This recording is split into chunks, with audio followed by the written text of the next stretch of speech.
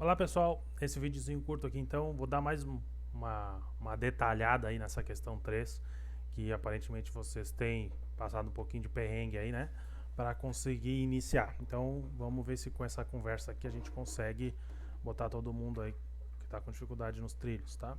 Então olha só, na questão 3, tá, diz o seguinte: trabalhando com os preços ao longo do tempo, construa uma distribuição de probabilidade do experimento integralmente, ou seja, com a flutuação de preços ao longo do tempo do estudo, construindo um gráfico do perfil de preços ao longo do tempo, considerando a medida de tendência central adequada. Tá? Então, o que eu estou te falando aí? Primeiro, agora trabalhando com os preços ao longo do tempo. Então, até o momento, tu estavas trabalhando com preço, né, coleta, ou frequência, coleta, frequência, preço. Agora eu quero que tu estude, né, a seguinte análise, né, a flutuação de preços, o perfil de preços, como é que foi o comportamento dos preços ao longo do tempo do teu estudo. Então esse é o par de variáveis que tu está analisando: preço, tempo. Tempo sendo a variável independente e o preço a tua variável dependente, tua variável resposta, né? Então tu vais construir a distribuição de probabilidade do experimento inteiro, portanto, considerando, tá, todos os preços obtidos ao longo do todo o tempo do teu experimento, como se fosse uma coleta só. Esse é o experimento integral, o teu experimento inteiro, tá? Então tu vais fazer uma distribuição de probabilidade. Faz uma sem classe, tá? Faz uma com intervalo de classe, aplicando a regra de Sturges, tá? E tu tens ali as duas distribuições, tá? Muito bem. Precisa fazer as duas? Não precisa fazer as duas, mas veja que delimitar os intervalos vai facilitar a leitura do teu gráfico. Lembra quando a gente conversou sobre a regra de Sturges no começo do semestre? Que quando tu tens preços, né, como tu tens variações na tua variável ali na casa do centesimal, né, dos centavos, pode ser que tu fique com muitas e muitas e muitas colunas, principalmente no experimento inteiro, porque tu tens preços diferentes. Cada centavinho vai dar uma coluna diferente numa distribuição de probabilidade, né? Então é mais interessante agrupar em intervalos de classe para fazer essa representação da probabilidade, tá? Então essa é a primeira coisa, certo? Façam isso aí.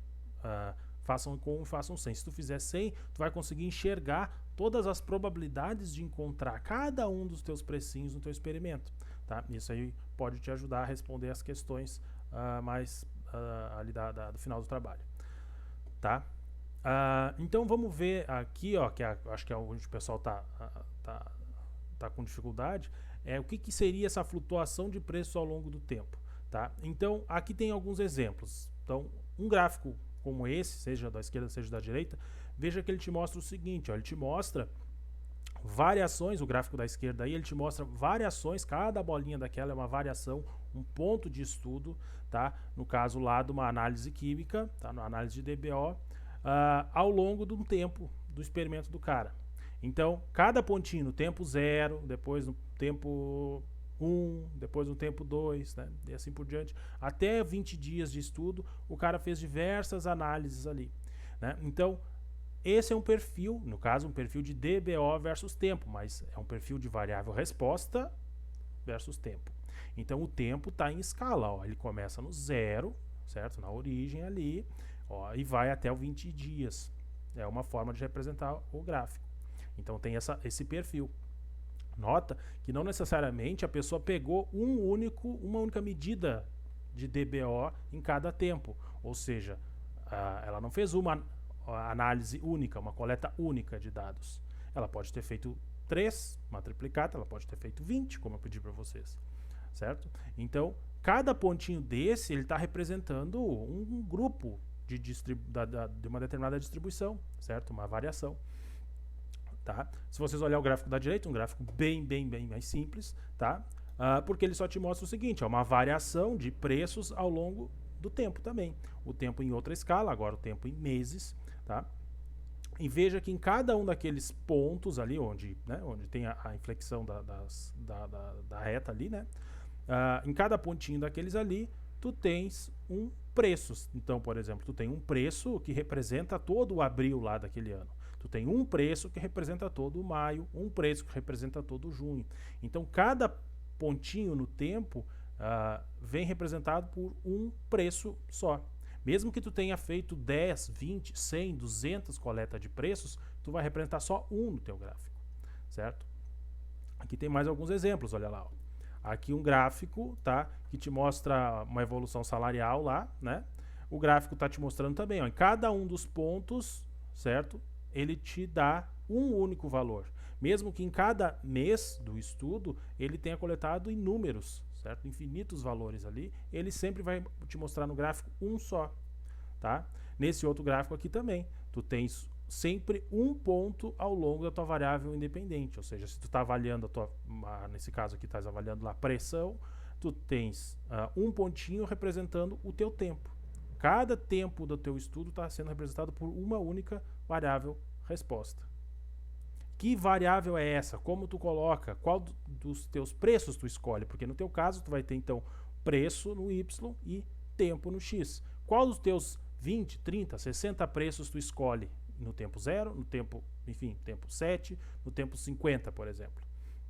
Então, nesse exemplo aqui, ó, eu digo que as minhas 3 coletas, o meu experimento foi conduzido, então, no tempo 0, foi onde eu iniciei, né, no dia que eu iniciei, 7 dias depois, né, então, no tempo 7, e 50 dias depois do início do estudo, certo? Então, o tempo 50. E aí, como que eu represento, então, qual dos possíveis 20 preços que eu tenho em cada um do tempo 0, eu escolho qual a minha medida de tendência central. Então, eu vou ver aqui, ó, se esse meu 2,99, digamos que tenha sido a minha média. Fiz lá a minha análise, defini que a tendência central adequada para o tempo 0 é a média, e aí eu represento, né, minha média, que nesse caso foi 2,99. No tempo 7, digamos que tenha sido a média de novo, fiz minha análise, determinei que a média é 3,19, então tá aqui, faço a média de todos os preços do tempo 7 e boto aqui. Aí chegou no tempo 50, digamos que eu fiz a análise lá e deu que eu tenho que usar a mediana como tendência central. Não tem problema. Eu pego, então, faço a mediana de todos os meus preços do tempo 50 e boto lá, ó, 3,69. Tá? Então tu vais utilizar a tendência central. Então eu não tenho pedido para vocês trabalhar, analisar, identificar a tendência central à toa, porque é a tendência central que aparece no gráfico. E não só isso, não importa se a tua tendência central é média ou mediana, porque no gráfico que tu está plotando são tendências centrais de cada um dos pontos que tu for construir. Tu está plotando um gráfico de tendência central. Tá? Então se é média ou mediana não interessa, interessa que a média ou a mediana seja a tendência central adequada para cada um desses pontos. Tá? Então, por exemplo, esse aqui, tá, é o gráfico que eu espero ver, tá, que é o gráfico de dispersão, certo? Então, com essa tabelinha que eu estou te mostrando aí em azul, tá, com essa tabelinha aí, tu faz esse gráfico no Excel. Tá? É só construir essa tabelinha, ó, 2 coluninhas, tá? 4 linhazinhas, colocar os dados, os valores que tu calculou, seleciona tudo e insere um gráfico no Excel. No caso aqui é um gráfico de dispersão, ele vai dar assim, e aí é só tu fazer a perfumaria para deixar ele bonitinho. Né? Ó, não esqueçam do nome da variável e suas unidades, tanto em Y quanto em X, tá certo? Aqui então veja que é um gráfico que me mostra, ó, o 2,99 no tempo 0, né? O 3,19 no tempo 7 e o 3,69 no tempo 50. Então o tempo está na sua escala, tá bonitinho, ó, porque os pontos estão bem afastados, porque eu demorei bastante tempo, né, para pegar esse ponto aqui. Eu demorei 43 dias depois desse segundo, né, e depois 7 dias depois do início do estudo. Então tem que aparecer essa diferença, porque isso aqui é o que eu te falei antes, da escala temporal, né? Então essa é a importância de tu utilizar o tempo na escala adequada, porque aí tu representa, né, graficamente o que realmente aconteceu no teu estudo, né? Aqui tu coletou num intervalo muito menor do que do 2 para o 3. Tá? Então, isso aqui é o que eu espero ver no gráfico, no número 3, gente. Tá? É só calcular isso aqui, plotar um gráfico, sugiro. Então, esse gráfico de dispersão não precisa traçar uma linha de tendência, tá? Quando a gente trabalha com análise de regressão, isso aí não é para nossa disciplina aqui, tá? Tu teria que ter pelo menos mais 2 pontos, então quando a gente tem pelo menos 5 pontos, é que a gente traça uma linha, tá? Então, como aqui a gente só está com 3, a gente vai traçar só um gráfico de dispersão, tá ótimo, dá para entender, tá bem legível assim, e tá ótimo, não precisa de mais do que isso aí, tá? Então é isso aí para o vídeo da questão 3. Valeu!